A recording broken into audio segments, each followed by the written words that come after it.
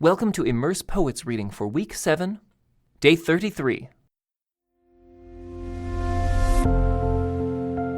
Immersed in Job.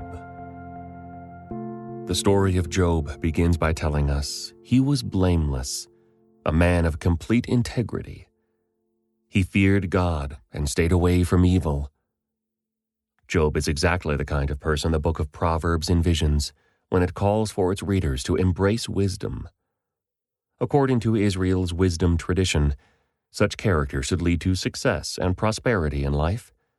And when we first meet Job, he is indeed prosperous and wealthy, surrounded by a large family and respected for his wisdom.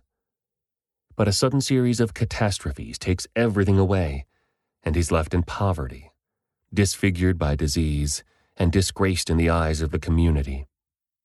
The book then presents an extended dialogue between Job and three of his friends who come to comfort and console him. But as it turns out, they have come mostly to confront him with his guilt, which they believe caused his troubles. In their unbending moral universe, goodness is always rewarded, and wrongdoing is invariably punished. So if Job has gone from prosperity to suffering, there must certainly be some great sin or failure in his life. For his part, Job relentlessly protests that he is innocent, that the Almighty has apparently made some mistake in allowing these tragedies into Job's life. In the strength of his moral certainty, Job demands to meet with God and present his case directly.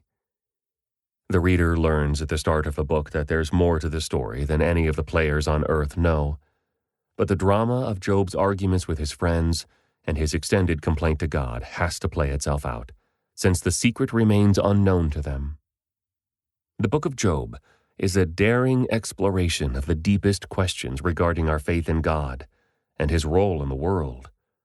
According to the Bible, wisdom is the ability to understand the order God gave to the world. But what happens when that ability is stretched to its limits? What are we to do when our explanations fail? What if the order in the world itself seems to be fractured? The book of Job is made up of a series of long poetic dialogues that are bookended by brief explanatory narratives. The poetic dialogues are marked by powerful imagery and elegant, serious tones. There are 3 rounds of these speeches between Job and his 3 friends, and all are contained within Job's overall protest, which is really directed toward God.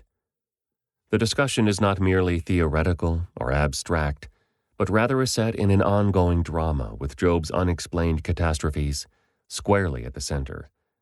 As readers, we will see this drama worked out as the conflict continues throughout the course of the book. But Job wearies of listening to others speaking for God. He wants to confront God in person. And then it happens. There is no more talking about God. A theophany occurs. God appears. Now the questioning is reversed. In a series of magnificent poems, God declares his creative power and mastery over the entire creation. God questions Job on things he knows nothing about, and Job's protests now appear to be small and uninformed. The question, "Am I being treated justly?" takes on new meaning in relation to the larger context of God's intimate knowledge and oversight of all things. The book of Job teaches us that any good understanding of the mystery of our lives begins with the knowledge that God alone is the creator and sustainer of the world. We learn much at the end of Job's drama. Those who claim to speak for God, confidently attributing guilt to those who suffer, are shown to be gravely mistaken. God is always free, unbound by any human formulation about what he must do in a particular situation. He is above and beyond us, doing things we know nothing about. Job's suffering has not been because of his sin, and his honest protests about his innocence are shown to have been legitimate.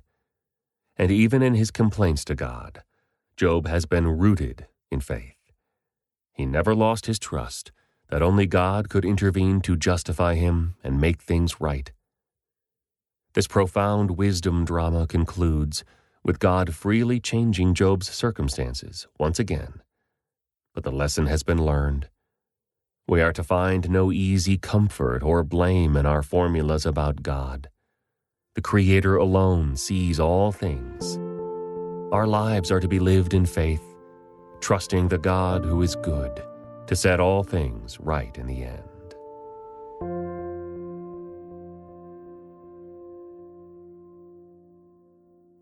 The Book of Job.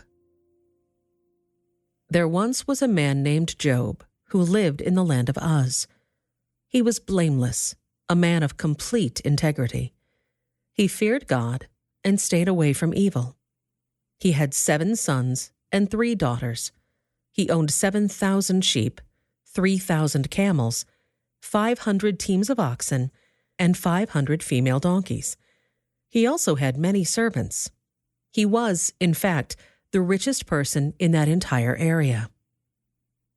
Job's sons would take turns preparing feasts in their homes, and they would also invite their 3 sisters to celebrate with them. When these celebrations ended, sometimes after several days, Job would purify his children. He would get up early in the morning and offer a burnt offering for each of them. For Job said to himself, "Perhaps my children have sinned and have cursed God in their hearts."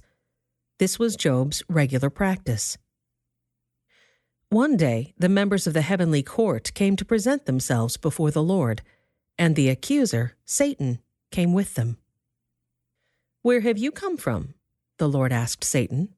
Satan answered the Lord, "I have been patrolling the earth, watching everything that's going on." Then the Lord asked Satan, "Have you noticed my servant Job? He is the finest man in all the earth. He is blameless, a man of complete integrity. He fears God and stays away from evil." Satan replied to the Lord, "Yes, but Job has good reason to fear God. You have always put a wall of protection around him and his home and his property. You have made him prosper in everything he does. Look how rich he is.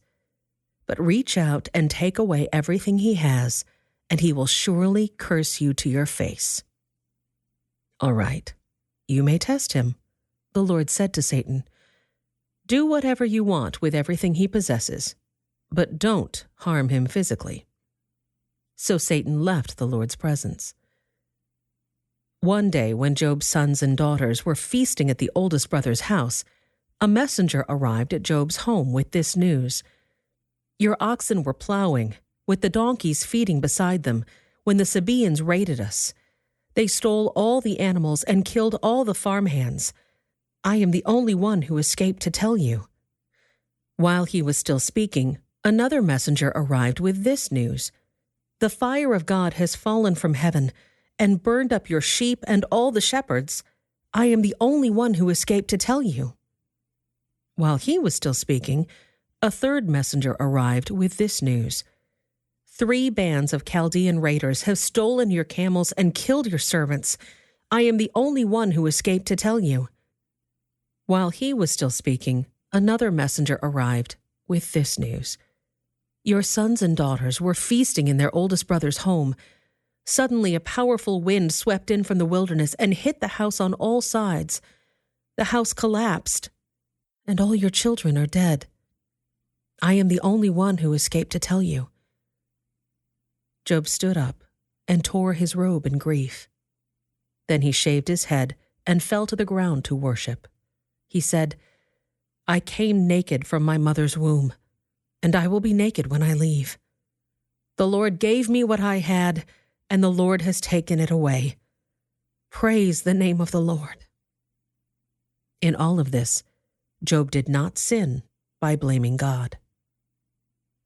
One day, the members of the heavenly court came again to present themselves before the Lord, and the accuser, Satan, came with them.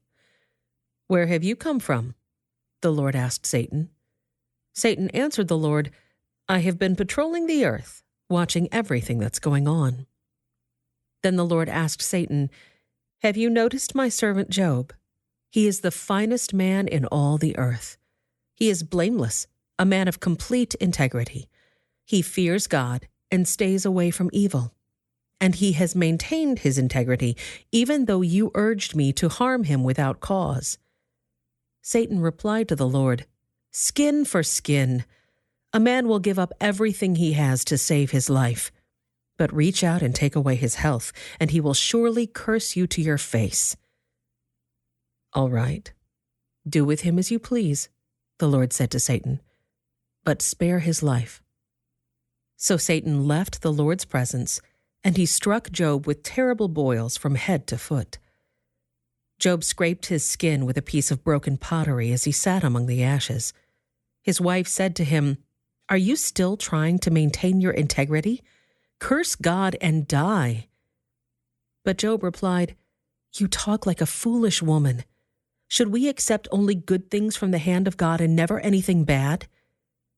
So in all this, Job said nothing wrong. When 3 of Job's friends heard of the tragedy he had suffered, they got together and traveled from their homes to comfort and console him. Their names were Eliphaz the Temanite, Bildad the Shuhite, and Zophar the Naamathite. When they saw Job from a distance, they scarcely recognized him.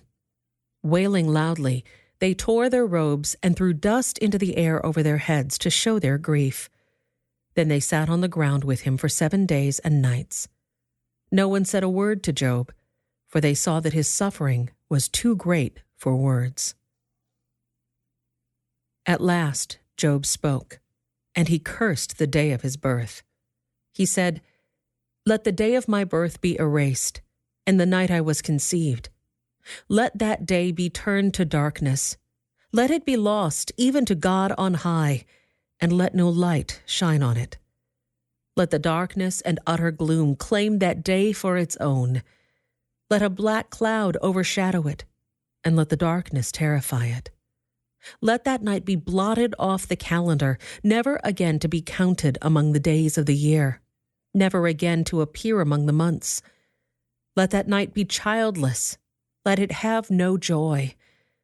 Let those who are experts at cursing, whose cursing could rouse Leviathan, curse that day. Let its morning stars remain dark. Let it hope for light, but in vain. May it never see the morning light. Curse that day for failing to shut my mother's womb, for letting me be born to see all this trouble. Why wasn't I born dead? Why didn't I die as I came from the womb? Why was I laid on my mother's lap? Why did she nurse me at her breasts? Had I died at birth, I would now be at peace. I would be asleep and at rest. I would rest with the world's kings and prime ministers, whose great buildings now lie in ruins. I would rest with princes rich in gold, whose palaces were filled with silver. Why wasn't I buried like a stillborn child, like a baby who never lives to see the light? For in death the wicked cause no trouble, and the weary are at rest. Even captives are at ease in death, with no guards to curse them. Rich and poor are both there, and the slave is free from his master. Oh, why give light to those in misery, and life to those who are bitter? They long for death, and it won't come. They search for death more eagerly than for hidden treasure. They're filled with joy when they finally die, and rejoice when they find the grave. Why is life given to those with no future, those God has surrounded with difficulties? I cannot eat for sighing. My groans pour out like water. What I always feared has happened to me. What I dreaded has come true. I have no peace, no quietness. I have no rest. Only trouble comes. This concludes today's Immerse reading experience. Thank you for joining us.